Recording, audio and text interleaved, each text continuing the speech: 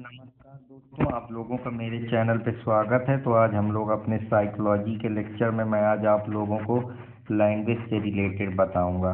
तो आशा करता हूं कि मेरे पिछले लेक्चर आपको पसंद आए होंगे। अगर पसंद आए तो कृपया चैनल को लाइक सब्सक्राइब करना ना भूलें। तो आज हम लोग समझते हैं लैंग्वेज के बारे में। आप अपने ज़िंदगी में आस-पास रहते हैं, देखते हैं, जो भी करते हैं वो कहीं न कहीं आपकी लैंग्वेज से ही डायरेक्टली या इनडायरेक्टली लिंक होता है। चाहे वो आपकी म्यूजिक की लैंग्वेज हो, चाहे वो आपकी डांस की लैंग्वेज हो, चाहे आपकी वो वर्बल लैंग्वेज हो, चाहे वो आपकी कोई साइन के जरिए हो या गेस्चर के जरिए हो या नोट के जरिए हो या आपका कोई एक्सप्रेशन हो, वो सब लैंग्वेज ही का पार्ट है। और आप कोई भी चीज़, अगर इंसान है, अगर वो लैंग्वेज नहीं बोल पा रहा तो अपनी भावनाओं को, अपने इमोशन को, अपनी बातचीत को कैसे आगे बढ़ाएगा। तो ये एक प्रकार का साइकोलॉजिकली थॉट्स होता है, एक प्रकार की हम कह सकते हैं कि कम्युनिकेशन का एक मीन्स है, माध्यम है, जिसके जरिए हम अपनी बात को, अपनी चीज़ों को आदान प्रदान करते हैं। अपने भाव, बिहेवियर, अपनी जो भी हमारे अंदर चीज़ों को हम किस तरीके से एक्सप्रेस करें, तो उसमें कई सारी चीज़ें, हमारे ब्रेन का भी इम्पोर्टेंट रोल होता है, जहाँ पे हम किसी चीज़ को स्टोर करते हैं अपने आसपास से, जो हम लैंग्वेज एक्वायर करते हैं। कई सारे फिलोसफर हैं, जिसमें से अल्बर्ट बंडूरा की है, B.F. स्किनर की बात है, वो मैं सब आप लोगों को बताऊंगा। तो जो लोग नहीं जानते, मेरा नाम अर्पित कुमार इलाहाबादिया है। तो मैं आज आप लोगों को साइकोलॉजी का लेक्चर लेके आप लोगों के सामने आया हूँ और आशा करता हूँ कि आप लोगों को ये लेक्चर पसंद आएगा। तो हमारे मेमोरी में कुछ चीज़ें होती हैं जो हम किसी भी चीज़ को कैसे रीड करते हैं, कोई भी है वो हर प्रकार से लैंग्वेज ही तो काम कर रही। मैं अगर आपसे बात भी कर रहा हूँ तो इसमें भी कहीं ना कहीं कम्युनिकेशन और लैंग्वेज का इम्पोर्टेंट रोल प्ले करता है। लेकिन कभी कभी हम देखते हैं कि कोई लोग लैंग्वेज को नहीं समझ पाते हैं, तो वो उनके विकार मेंटल माइंड में डेवलप हो जाता है, जहाँ उनकी मेमोरी जो होती है या उनकी ब्रेन होती है वो पूरी तरीके से इंजर्ड हो जाती है। उनको कोई डिसेबिलिटी हो जाती है, जिसकी वजह से वो चीज़ों को ना तो समझ पाते हैं, ना तो उसको अंडरस्टैंड कर पाते हैं, और ना ही प्रॉपर तरीके से बोल पाते हैं, और ना ही उसको एक्सप्रेस कर पाते हैं। तो ऐसी सिचुएशन को हम साइकोलॉजी की भाषा में एफासिया बोलते हैं। तो आशा करता हूँ कि आप लोगों को एफासिया समझ में आया होगा। उससे पहले मैं आप लोगों को कुछ चीज़ें ब्रेन सेल्स में, हमारी न्यूरोलॉजी में, जो हमारा तंत्रिका तंत्र है या जो हमारी सेल्स हैं, जो हमारे जीवन का आधार है, जिससे हम अपनी जो भी एक्टिविटी करते हैं, चाहे वो हमारे कोई भी सेल्स हो, हर प्रकार की चीज़ों के लिए जिम्मेदार है। चाहे वो हमारे बॉडी में एनर्जी से रिलेटेड सेल हो, ब्लड की सेल हो, सेक्स सेल हो, या और कोई भी सेल हो, वो सब अपना अपना काम कर रही, जिससे हमारा जो जीवन है वो चल रहा है सुचारू रूप से। तो उसी प्रकार से हमारे माइंड में दो चीज़ें पाई जाती हैं। एक आप ब्रोकिया एरिया देखते हैं, जहाँ पे हम कोई भी चीज़ अगर उसको बोलते हैं, तो हम जो भी बोलते हैं वो हम अपने माइंड के अंदर, जो हमारा ब्रोका एरिया होता है, वहाँ से हम उसका प्रोडक्शन करते हैं। जो हमारा फेशियल, हम कैसे बोल रहे हैं, कैसे हम बिहेव कर रहे हैं, किस तरीके से हम बात कर रहे हैं, जो हमारा एक्सप्रेशन का कंट्रोल करता है, जो हमारे न्यूरॉन्स सेल्स होती हैं, जहाँ से हम अपनी किसी भी चीज़ को सिग्नल मिलता है, हम एक दूसरे के रिसीवर की भाषा को इनकोड करते हैं, उसको फिर समझते हैं, फिर उस प्रकार से ये पूरी एक लैंग्वेज की जो प्रोसेसिंग का काम होता है। जैसे कंप्यूटर में कोई इनपुट डालो तो आउटपुट निकलता है, इन द सेम लाइन जब इंसान कोई भी चीज़ को, हमारी बॉडी के अंदर जो हमारा मस्तिष्क है वो उनको इंटरप्रेट करके कुछ निकालने का प्रयास करता है, जिसके जरिए हम किसी भी लैंग्वेज को इंटरप्रेट करते हैं अपने ब्रोका एरिया में, तो उसको हम बोलते हैं ब्रोका एरिया। तो आशा करता हूँ कि आप लोगों को ये भी पसंद आया होगा। जैसे आप लोगों को ये दिख रहा होगा इसमें कि ये जो खोपड़ी है, इसमें ये जो खोपड़ी का ये वाला भाग है, इसको ब्रोका एरिया बोला है। ये जो किनारे वाला भाग है, इसको वर्निकी एरिया बोला है। और इसी में से जो फ्रंटल लोब होता है, जहाँ हमारे मेमोरी के इमोशन फॉर्म होते हैं, या हमारी मेमोरी में जो पुरानी ऑब्जर्वेशन एक्सपीरियंस के जरिए हम अनुभव करते हैं, वो यहीं पे होते हैं। टेम्पोरल लोब होता है, जहाँ हम किसी चीज़ को सुनते हैं, उसको इंटरप्रेट करते हैं। ये पैरिटियल लोब होता है, जहाँ ये वार्नी एरिया होता है। वार्नी एरिया क्या होता है, किसी चीज़ को कंप्रेंड करता है, समझने का प्रयास करता है, उस लैंग्वेज को रिकॉग्नाइज करता है। इसके बाद वो क्या उसका मतलब है, उसको कैसे परोसना है, कैसे उसको बोलना है, किस प्रकार से इंटरप्रेट करना है। तो ये एक सिग्नल्स देता है हमारे नर्व सेल्स को, जिससे हम वो अपने मुंह के जरिए अपनी बात जो भी हमारे अंदर प्रोसेस होता है उसको हम थॉट को बाहर बोलते हैं या हम अपने मुंह से उस चीज़ को एक्सप्रेस करते हैं। तो ये वर्निकी एरिया होता है। तो आशा करता हूँ कि आप लोग को वर्निकी एरिया हमेशा आपके टेम्पोरल लोब के लेफ्ट में होता है। जैसे आप लोग ये देख पा रहे होंगे कि ये जो हमारा वर्निकी एरिया, ये देखिए इसमें लेफ्ट में आप लोगों को दिख रहा होगा। तो इस तरीके से ऐसे आप वर्निकी एरिया से लेफ्ट में आएंगे तो आपको वर्निकी एरिया के बारे में दिखेगा। तो आशा करता हूँ कि आप लोगों को ये भी पसंद आया होगा। अगर पसंद आए तो कृपया चैनल को लाइक सब्सक्राइब करना ना भूलें। अब आप लोग ये बच्चा देख रहे होंगे, ये ऐसे कर रहा है, इसका मतलब क्या है, ये एक्साइटेड है। ये भी एक लैंग्वेज है जहाँ आप किसी लैंग्वेज को ऑडिटरी जरिए बोल के, ऑडिट करके मुंह से कोई भी चीज़ को एक्सप्रेस करते हैं। कोई हेलो बोलता है, कोई एक्सक्यूज मी बोलता है, कोई कुछ भी बोलता है तो वो अपने थॉट को आर्टिकुलेट करता है, आपको इमोशन अपने बता रहा है। जैसे ये है, ये माइक के जरिए भाषण दे रहा है तो ये अपनी आवाज़ के जरिए कम्युनिकेट कर रहा है। तो लैंग्वेज एक कम्युनिकेशन का माध्यम है, अपने भाव विचार प्रस्तुत करने का माध्यम है। लैंग्वेज ऑडिटरी भी हो सकती है, विजुअल भी हो सकती है, हर चीज़ की लैंग्वेज होती है। समझिए, अगर मैं आपसे बोल रहा हूँ तो ये भी विजुअली, अगर मैं देख रहा हूँ पंखा चल रहा है तो उसमें भी कोई ना कोई लैंग्वेज इन्वॉल्व है, जो कहीं ना कहीं वो पंखे के कोई जो भी रिएक्शन है या पंखे के पीछे का जो पूरा मैकेनिज्म है, साइंटिफिक रीजन है, वो एक लैंग्वेज ही है। बस वो हम चीज़ उसको समझ नहीं पा रहे या वो हम उसको उतनी तरीके से इंटरप्रेट नहीं कर पा रहे। या विजुअल से, जैसे अब बल्ब जल रहा है उसकी अपनी एक लैंग्वेज है, ऐसे कोई भी चीज़, जो पंखा चल रहा है उसकी अपनी एक लैंग्वेज है। तो विजुअली जो भी हम देखते हैं, घर है, उसकी अपनी एक लैंग्वेज है। कोई और चीज़, ठेला बस चल रहा है, कहीं से आवाज़ सुनाई दे रही है, देख रहे हैं कुछ होते हुए, वो सब क्या है, वो लैंग्वेज का ही पार्ट है।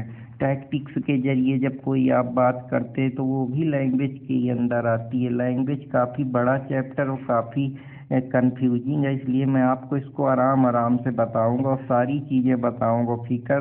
बेफिक्र रहिए, ऐसी चीज़ें बताऊंगा जो कहीं मिलेंगी ही नहीं। All language contain in the phonemics. Phonemics क्या होता है? फोनोमिक्स का मतलब होता है एक स्मॉलेस्ट कोई भी यूनिट, मान लीजिए कोई एक ऐसी इंटिटी मान लीजिए जो आपको साउंड प्रोड्यूस करती है। जैसे मैं आ बोल दूँ, हेलो बोल दूँ, एक्सक्यूज मी बोल दूँ, ए बोल दूँ, बी बोल दूँ, सी बोल दूँ, तो ये सब क्या है, ये फोनोमिक्स के अंदर आते हैं। ये एक प्रकार की स्टडी जहाँ हम स्मॉलेस्ट लैंग्वेज जो यूनिट होती है साउंड की, उसकी स्टडी करते हैं तो उसको हम फोनेम्स बोलते हैं। मॉर्फेम्स की तरफ चलते हैं जहाँ हम कोई मीनिंगफुल साउंड बनाते हैं। मीनिंग कैसे बनाते हैं? जैसे मैं राम बोल रहा हूँ तो राम क्या है, मीनिंग बता रहा है कि अच्छा भगवान के बारे में। मैं कैट बोल रहा हूँ तो मीनिंग बता रहा है अच्छा बिल्ली के बारे में। डॉग बोल रहा हूँ तो बता रहा है डॉग के बारे में।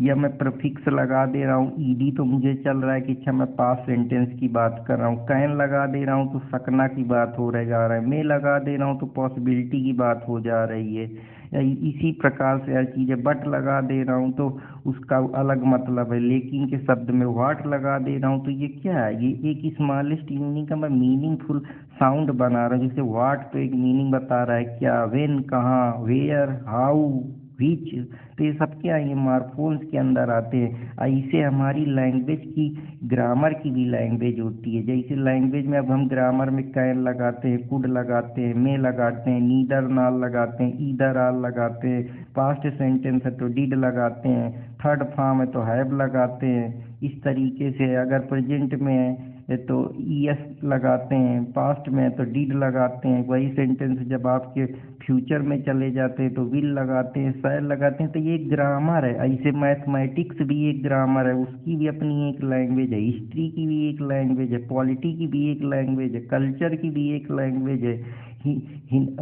और जो लोग हैं उनकी अपनी खुद की एक लैंग्वेज है। इंडिविजुअल की अपनी खुद एक लैंग्वेज है। केमिकल लैंग्वेज है, बायोलॉजिकल लैंग्वेज है। इस तरीके से आप तोड़ते रहिए। जैसे रिएक्शन होते हैं, बॉडी के अंदर होते हैं, केमिकली रिएक्शन होते हैं, जैसे अल्कीन का रिएक्शन हो गया, ऑक्सीडाइजिंग एजेंट हो गया, तो ये सब क्या है, ये लैंग्वेज ही है। बस हम उस चीज़ को देख नहीं पा रहे हैं, हम उस चीज़ को परसीव नहीं कर पा रहे हैं। ऑब्जर्वेशन और एक्सपीरियंस के जरिए चीज़ें हम सीखते हैं, तो ये सब लैंग्वेज का ही पार्ट है, जैसा अल्बर्ट बंडूरा कहते हैं। आप लोग मेरे पिछले लेक्चर देखेंगे तो आपको बहुत सारी चीज़ें समझ में आएंगी, और आशा करता हूँ कि आप लोगों को ये भी समझ में आया होगा। अब ये तो हो गई। अब जैसे कोई लोग स्लैंग यूज करते हैं, कोई डिक्शनरी का यूज करता है, कोई लैंग्वेज का यूज करता है, और लैंग्वेज में भी बहुत सारी चीज़ें, कोई जापानीज, कोई फ्रेंच लैंग्वेज, कोई रसियन की लैंग्वेज, कोई और भी तमाम प्रकार की लैंग्वेज, भोजपुरी लैंग्वेज, हिंदी, मलयालम, कन्नड़, उर्दू, ये सब क्या है, ये लैंग्वेज ही हैं। बस हम उन चीज़ों को समझ नहीं पा रहे हैं। फ्रेंच लैंग्वेज हो गई, चाइनीज हो गई, ये सब लैंग्वेज के ही पार्ट हैं। अब लैंग्वेज को कैसे एक्वाइजेशन करते हैं, कैसे उसको अपनाते हैं, तो लैंग्वेज भी हम कई प्रकार से सीखते हैं। एक बैबलिंग स्टेज होती है। बैबलिंग स्टेज पे जब बच्चा छोटा होता है, हंसता है, देखता है, ऑब्जर्व करता है, चीज़ों के साथ खेलता है, फिर जब वो थोड़ा सयान होता है, जहाँ वो एक वर्ड बताना सीखता है, जैसे मम्मी कहती है कि मम बोलो, तो मम बोलेगा, फिर उसको सिखाया जाता है एक वर्ड, अच्छा ये ए है, ये बी है, जो उसकी बेसिक ट्रेनिंग दी जाती है, ये सी है, ये डी है, इस तरीके से। वैसे होलोप्रैथी की स्टेज में आता है, फिर टेलीग्राफी की स्टेज में आता है, जहाँ वो कम्युनिकेशन करना सीख जाता है। जैसे वो उससे कुछ बोला जाता है, खाना ले आओ, पानी ले आओ, वो समझने लगता है, चीज़ों को टेलीफेट कर लेता है। टेली का मतलब होता है कम्युनिकेशन करना सीख जाता है। उससे बात करो कि हाँ बेटा इनको बोलो, एक्सक्यूज मी बोलो, इनको नमस्कार बोलो, इनके पैर छुओ, तो चीज़ों को समझने लगता है। और ओवर जनरलाइजेशन मतलब जहाँ आप अपने जनरल माइंड का यूज करके अब किसी चीज़ को समझने लगे, अपने भाव को व्यक्त करने लगे, आप मैच्योर हैं। तो ये 3 स्टेज होती हैं लैंग्वेज को एक्वायर करने के। How do we learn language, तो आप इंग्लिश भी सीख सकते हैं, कोई सी भी लैंग्वेज सीख सकते हैं। अब ये कोई टीचर के द्वारा सीख सकते हैं, खुद से सीख सकते हैं। तो आशा करता हूँ कि आप लोगों को ये भी पसंद आया होगा। अब कैसे कैसे हम लैंग्वेज को एक्वायर करते हैं, उनके लिए कुछ थ्योरी हैं जो मैं आपको बताने का प्रयास कर रहा हूँ। तो जो नेवटिज्म की थ्योरी है, ये एन.एम. चॉस्की के द्वारा दी गई है, जो एक साइकोलॉजिस्ट हैं, जो कहते हैं लैंग्वेज एक इनेट रूप में है। लैंग्वेज जो है वो हम हमारे अंदर ही है, हमारे माइंड में ही है, हमारी सेल्स में ही वो विद्यमान है। हम जो भी चीज़ है वो हमारे माइंड के, जो मैंने आपको अभी वर्निकी एरिया, फ्रंटल लोब बताया था, हम कोई भी चीज़ बोलते हैं तो हमारे दिमाग के अंदर, हमारे ब्रेन में वो चीज़ें जाती हैं, वो उनको आर्टिकुलेट करती है, इंटरप्रेट करती है, कंप्रेंड करती है। तो ये लैंग्वेज हमारे सेल्स में, हमारे न्यूरोलॉजिकल्स, जो हमारा पूरा बॉडी का संरचना है, उसमें विद्यमान है। ये हम जो भी ऑब्जर्वेशन देखते हैं, अपने पास थॉट एक्सपीरियंस करते हैं, जैसे इसमें ग्रेगरी एक व्यू है, जो एक साइकोलॉजिस्ट है, वो परसेप्शन में बताते हैं कि जो भी हम ऑब्जर्व करते हैं, जो भी एक्सपीरियंस करते हैं, वो हमारे टॉप अप्रोच, वो इसको बोलते हैं टॉप प्रोसेसिंग थ्योरी, कि वो हमारे माइंड में टॉप में चीज़ें जाती हैं, जो हमको सबसे पहले हमको थॉट्स और आइडिया ही आते हैं। हमको कुछ भी चीज़ हम परसीव ही करते हैं, या तो हम परसीव करते हैं या तो अपने सेंस का यूज करते हैं। इन्हीं दो चीज़ों के जरिए हम कुछ भी सीखते हैं। वहीं से लैंग्वेज भी हमारे अंदर कैसे जाएगी, या तो हम कैसे अनुभव लिए होंगे, या तो हमको सोसाइटी से मिला होगा, या तो हम किसी की नकल करे होंगे, इसी तरीके से तो काम करेगी। तो ये नेटिविज्म की जो थ्योरी है, एन.एम. चॉस्की के द्वारा दिया गया है। दूसरा फंक्शनलिज्म का अप्रोच है। पहले फंक्शनलिज्म समझा देता हूँ। फंक्शनलिज्म का मतलब ये होता है कि हर चीज़ का एक फंक्शन है। जैसे हम पढ़ रहे हैं तो उसका फंक्शन, हम खा रहे हैं तो उसका फंक्शन है, हम सो रहे हैं तो उसका फंक्शन है, हम बायोलॉजिकल नीड फुलफिल कर रहे हैं तो उसका फंक्शन है, सोसाइटी चल रही तो उसका फंक्शन है, हम इकोनॉमिक सिस्टम चल रहा है तो उसका फंक्शन है। कोई भी चीज़ इस दुनिया में है वो फंक्शन है उसका, उसका बिना वो उसकी इम्पोर्टेंस और बिना उसके फंक्शन के नहीं है। अगर हमको कोई भी चीज़ है, मान लीजिए कि मैं आपको पढ़ा रहा हूँ तो बोर्ड क्या कर रहा है, पढ़ाने का फंक्शन कर रहा है। तो ऐसे लैंग्वेज भी, उसका भी फंक्शन। अगर हम सीखेंगे नहीं तो हम क्या बोलेंगे, हम अपनी भावनाओं को कैसे व्यक्त करेंगे, हम कैसे पढ़ाई करेंगे, कैसे खाएं पिएंगे। कैसे सोएंगे, कैसे हम एक दूसरे से अपनी बात का आदान प्रदान करेंगे, कैसे हम अपनी भावनाएं इमोशन जाहिर करेंगे दूसरों के सामने, कैसे हम अपनी ज़िंदगी में कहीं भी जाएंगे तो अपने आप को कम्युनिकेट कर पाएंगे। ऐसे में तो हम मर जाएंगे, तो हमारा अस्तित्व ही नहीं है बिना लैंग्वेज के। तो जे.आर. जो फिल्प है उनकी ये फिलॉसफी है। अब तीसरे हैं कि जो लैंग्वेज है वो हमारे बिहेवियर पे डिपेंड करती है। बिहेवियर का मतलब है कि हम लैंग्वेज अपनी कंडीशनिंग के जरिए सीखते हैं। जैसे माता पिता अपने बच्चों को सिखाते हैं कि नमस्ते करो, तो वो नमस्ते करना सीखते हैं, क्योंकि वो बिहेवियर है कि हाँ, जो इंडिया में एक लैंग्वेज है कि अगर किसी को सम्मान करना है तो हाथ जोड़ा है, गुड मॉर्निंग जोड़ा है। लेकिन कुछ लोग होते हैं लैंग्वेज को कंडीशनलिंग के बेसिस पे है कि कोई भी चीज़ ऑपरेट करती तो उसमें कंडीशन लगा दी जाती कि या तो ये कर लो या तो ये कर लो। जैसे क्या है, अब मेरे को क्या है, पढ़ाने का कोई कह दे या कुछ कर दे तो मैं पढ़ाना चुनूंगा, तो मेरे लिए क्या है, कंडीशन है कि तुम अगर पढ़ाओगे तो मेरे लिए वो लैंग्वेज क्या हुई, मैं लर्न क्या कर रहा हूँ, मैं पढ़ाना लर्न कर रहा हूँ। दूसरा हो सकता है उस चीज़ को ना करे। तो ये रिवार्ड पनिशमेंट पे भी बेस्ड है। अगर मुझे कोई मोटिवेट करेगा, पैसा देगा, मेरे को सम्मान मिलेगा तो मैं वो काम करूँगा। लेकिन अगर मेरे को पनिशमेंट का डर कि यार ये नहीं करूँगा तो मेरे को लॉस हो जाएगा, मेरे को कोई जानेगा नहीं, तो वो भी डर की वजह। तो हम जो चीज़ अपने बिहेवियर से सीखते हैं, जैसे हमारा एटीट्यूड हो गया, हमारा साइकोलॉजिकल माइंड सेट हो गया, वैसे लैंग्वेज भी बिहेवियर पे डिपेंड करती है कि हम नमस्ते बोलते हैं, गुड मॉर्निंग, गुड आफ्टरनून बोलते हैं, एक्सक्यूज मी बोलते हैं, हेलो बोलते हैं, हाय बोलते हैं। ये सब बिहेवियर पे बेस्ड है। तो ये जो थिंकर हैं, ये बीएफ स्कैनर इसके थिंकर हैं जो इस तरीके की सोच रखते हैं। तो अब मैं कुछ और आप लोगों को चीज़ें बताने का प्रयास करता हूँ। और इस थ्योरी को वो सोशल लर्निंग थ्योरी बोलते हैं। सोशल लर्निंग मतलब हम समाज से सीखते हैं। जैसे हम पापा को देखते हैं ब्रश कर रहे हैं, पापा इसे खा रहे हैं, पापा इसे सम्मान कर रहे हैं, पापा इस तरीके से बात कर रहे हैं, बेटा ये नहीं करना, बेटा ये करना है। तो जैसा जो उनके बच्चे इमेज नकल करते हैं अपने पेरेंट्स की कि ये पढ़ाई ऐसे करना है, ये गाली देना गलत है, ये सबको सम्मान देना है, सबके पैर छूना है, सबको अच्छे से बोलना है, बाय करना है, टाटा करना है। तो वही तो हम अपने आसपास से सीखते हैं। तो हम रीइंफोर्स करते हैं जो चीज़ें, हम उनको दोबारा से इन्फोर्स करने का प्रयास करते हैं। हम जो भी वर्ड बोलते हैं, जैसे हमारे घर में सिखाया गया, एक्सक्यूज मी, हाय, मॉम, डैड, कोई कोई पापा मम्मी, कोई कोई माता श्री। तो जहाँ जैसे कस्टम है, जैसे वहाँ की टैक्टिक्स है, लोकल भाषा है, उसी प्रकार से तो हम लर्निंग लेते हैं। भोजपुरी चले जाएंगे, भोजपुरी क्षेत्र में तो हम भोजपुरी कारा और का करत बानी इस तरीके से बोलेंगे। अब यहीं अगर आप हमारी तरफ आ जाएंगे अवध में तो वहाँ की भाषा दूसरी हो जाएगी। बुंदेलखंडी चले जाएंगे तो वहाँ ठठरी बांध देवे का तोरे का, तो वहाँ की अलग भाषा है। तो ये सब भाषाएं आपकी सोशल लर्निंग पे, जिस समाज में आप रह रहे हैं वहीं से वो सारी चीज़ें एक्वायर कर रहे हैं। तो आशा करता हूँ कि आप लोगों को ये भी पसंद आई होंगी। और आप लोगों को तो बता ही चुका हूँ कि इनबॉर्न यूनिवर्सल लैंग्वेज के जरिए जो चीज़ें हमारे रिइंफोर्समेंट और पनिशमेंट के जरिए जाती हैं, चॉम्स्की की थ्योरी, नेटिव थ्योरी के बारे में मैं बात कर ही चुका हूँ। अब एक और बहुत अच्छी चीज़ मैं आप लोगों को बताता हूँ। अब मैं वार्फ लिंग्विस्टिक रिलेटिविटी की बात करता हूँ। एक वार्फ जो कि बड़े ही अच्छे साइकोलॉजिस्ट हैं, उनकी एक लिंग्विस्टिक की ये लैंग्वेज जो है वो हर समय हर समान सेम नहीं होती है। ये फंडामेंटल स्टैटिक नहीं है, ये रिलेट करती है। आइडिया हो सकता है कि मैं इसी चीज़ को बल्ब बोलूँ, कोई इसी चीज़ को बत्ती बोले, कोई इसी चीज़ को जलने वाला कुछ यंत्र बोले। तो हम अपनी आइडिया को जिस प्रकार से हम सोच लेते हैं वैसे ही हमारी लैंग्वेज बन जाती है।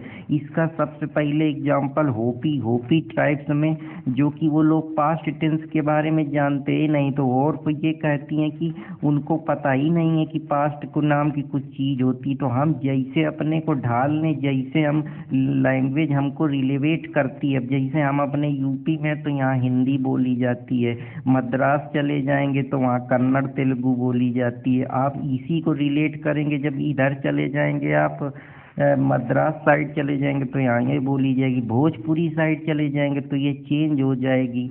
कर्नाटक साइड चले जाएंगे तो ये चेंज हो जाएगी। तो ये क्या करती है, उड़ीसा तरफ चले जाएंगे तो वहाँ उड़िया बोली जाती है, राजस्थान चले जाएंगे वहाँ राजस्थान चली जाती। चीज़ें वही है, बस हम उनको रिलेट करने का हमारा तरीका अलग है। हम उसको उस शब्द को किस तरीके से अपने माइंड को समझाते हैं, उसको समझते हैं, किस प्रकार से हम उसको डिटरमाइन करते हैं, वही सारी चीज़ है। जैसे सूर्य को यहाँ सन बोल सकते हैं, कोई आदमी कुछ और बोल सकता है, वहाँ कुछ और इसको कहा जाता होगा, जिसे इसमें रिलेवेट करने का प्रयास है। जैसे पीस है, पीस नाम दे दिए, वार नाम दे दिए, डिजर्ट नाम दे दिए, फ्रेंडशिप नाम दे दी थी, लैंग्वेज ही तो है, मून नाम दे दिए। उस चीज़ को हम रिलेट कर दिए कि ये रिलेशन है तुम्हारा इस चीज़ का। जैसे बल्ब को बल्ब नाम दे दी, लोगों ने नाम दे दिया ना कि ये पेन है, ये पेन का नाम दे दिया, ये बोर्ड है, ये बोर्ड का नाम दे दिया, जर्नी है, जर्नी का नाम दे दिया।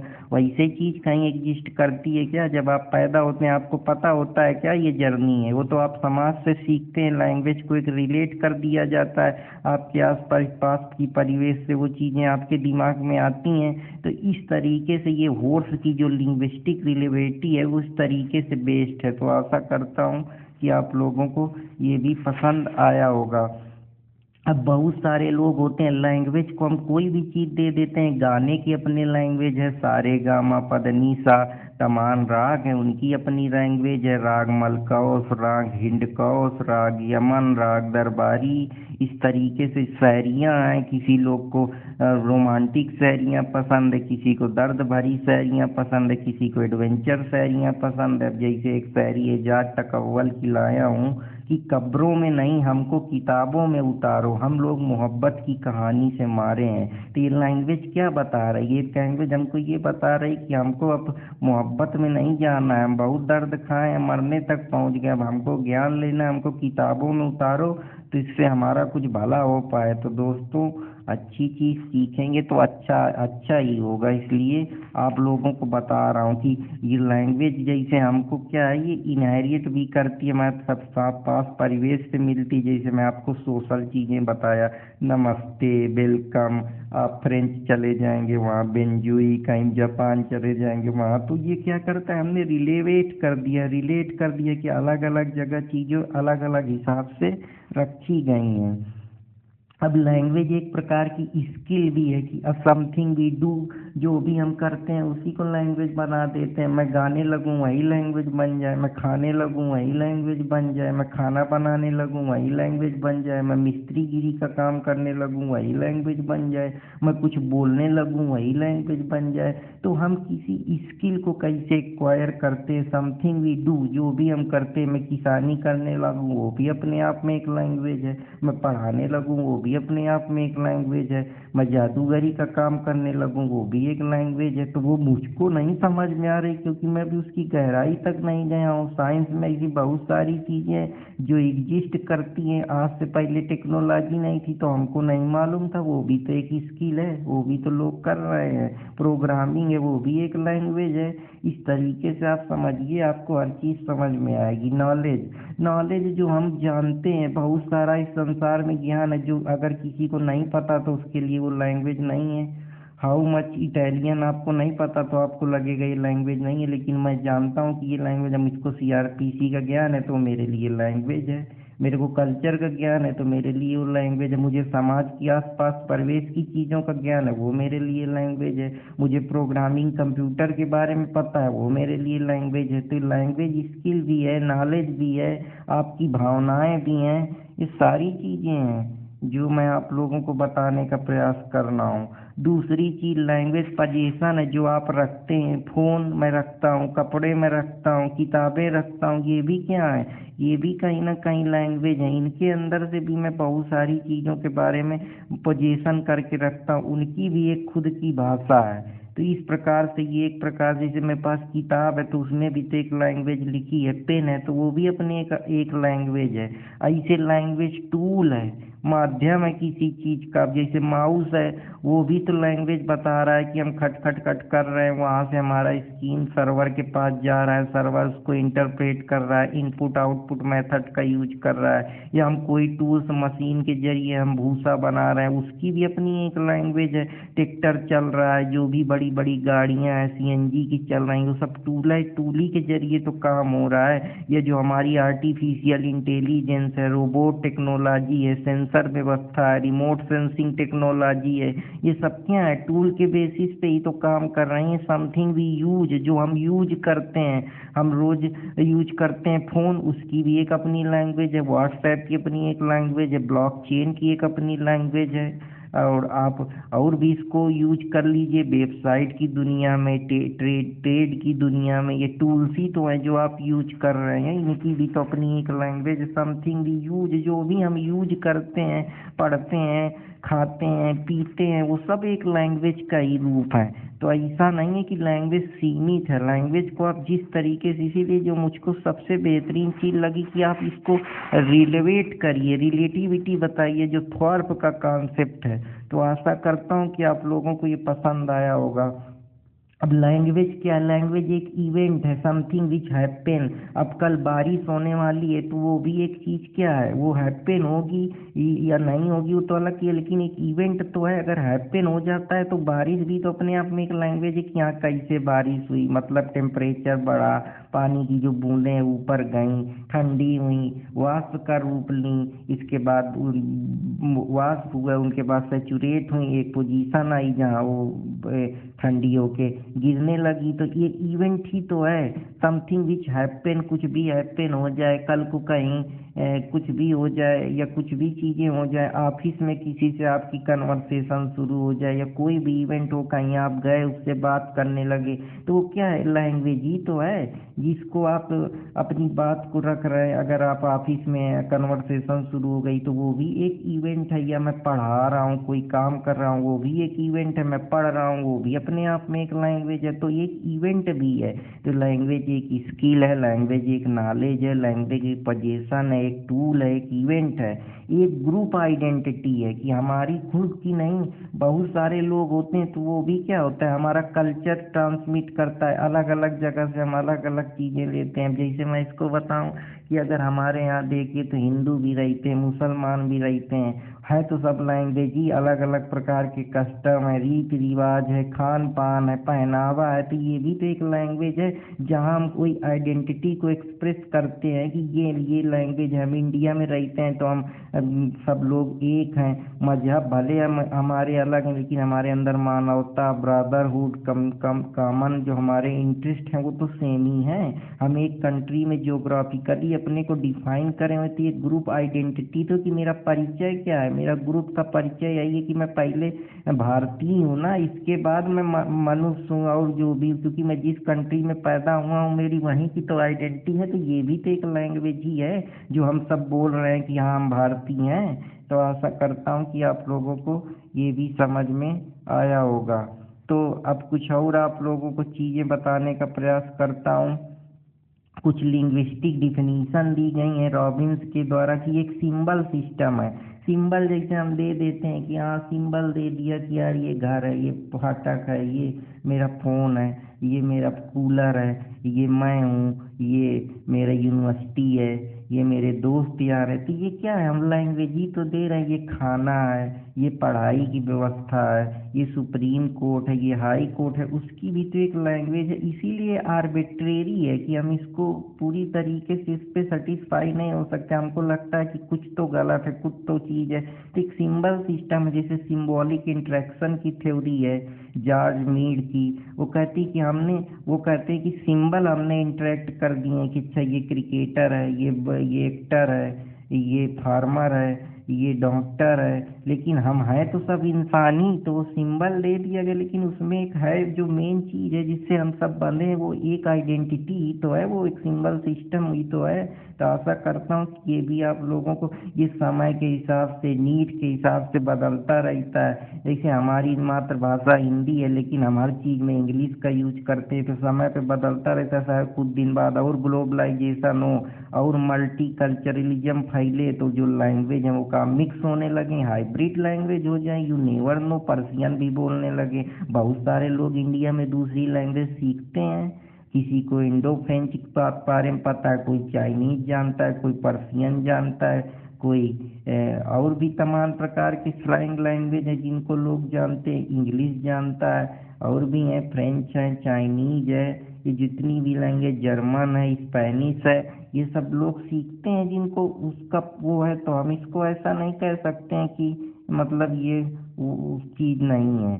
अब सपीर के द्वारा, जो एक साइकोलॉजिस्ट हैं, कि ये प्योरली ह्यूमन है और नॉन इंस्टिंक्टिव है, मेथड ऑफ कम्युनिकेशन है। क्योंकि भाई जो भी आप मुंह से बोल रहे हैं, चाहे वो कोई हिंदी बोलें, चाहे इंग्लिश बोलें, चाहे अपनी भावनाएं व्यक्त करें, चाहे मुंह हिलाएं, चाहे कोई अपना मूवमेंट करें बॉडी का, चाहे हाय बोले, चाहे एक्सप्रेशन करें, चाहे फेशियल एक्सप्रेशन शो करें, या नोड करें, या बॉडी का बिहेवियर करें, तो वो सब क्या है, कम्युनिकेशन के ही तरीके हैं अलग अलग तरह से। ये वर्बल तरीका भी हो सकता है, नॉन वर्बली भी हो सकता है, क्यू के जरिए, गेस्चर के जरिए, एक्सप्रेशन देकर, बॉडी के बिहेवियर के जरिए। तो ये सब क्या है, ये कहीं ना कहीं और ये सारी चीज़ें कम्युनिकेट करने का ये तरीका है। अब अगर इसे हाथ दिखा रहे हैं, अगर वो आदमी समझदार है तो समझ जाएगा कि हाँ गुड की बात हो रही है।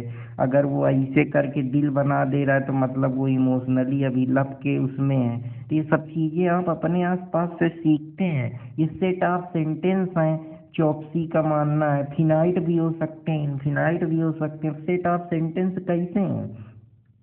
अरे कोई भी चीज़ है, आपने एक चीज़ को जोड़ जोड़ के ही तो उसको उसको बनाया है। अब जैसे मैं राम बोल रहा हूँ तो RAM बोल दिया, राम, तो सब जो लोग समझदार पता चल जाएगा इंडिया में कि अच्छा इंडिया में राम भगवान की बात होता है। हो सकता है दूसरा आदमी श्री राम को किसी का नाम समझे। तो ये क्या है, हम उन कड़ियों को जोड़ जोड़ के एक सेंटेंस बनाए जो दूसरा आदमी समझ पा रहा है। ये फिनाइट भी हो सकते हैं कि मतलब हाँ निश्चित है कि आदमी, इनफिनाइट भी हो सकते हैं कि इनके बारे में किसी को नहीं भी पता हो। कुछ ऐसे सेंटेंस है जिनको किसी का यूज नहीं है, जैसे तमाम वक्लबली हैं जिनके बारे में कोई नहीं जानता है।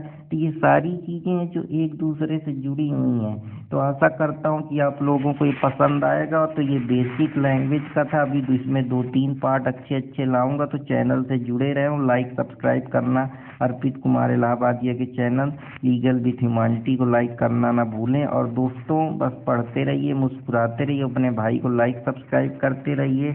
और आप लोगों के लिए एक शायरी लाया हूँ कि ज़िंदगी में हारना नहीं है, कि सफ़र कठिन ही सही मगर आगे बढ़ना ज़िंदगी है। कि सफ़र कितना भी कठिन हो लेकिन आपको आगे बढ़ते रहना है। सफ़र कठिन ही सही मगर आगे बढ़ना ज़िंदगी है। और कांटों से भरी राहों में फूलों सा खिलना ज़िंदगी है। कि कितने भी परेशानियाँ हो, हार नहीं मानना है, उससे लड़ते रहना है। अब एक दिन आप ज़रूर, अब जो भी आपकी चीज़ें हैं आप उससे निकलेंगे। और ये लेक्चर, ये सोचिए, ये लेक्चर बहुत स्टैंडर्ड लेवल की चीज़ें आप लोगों को बताया हूँ। हार जीत की फिक्र छोड़कर कोशिश करना ज़िंदगी है।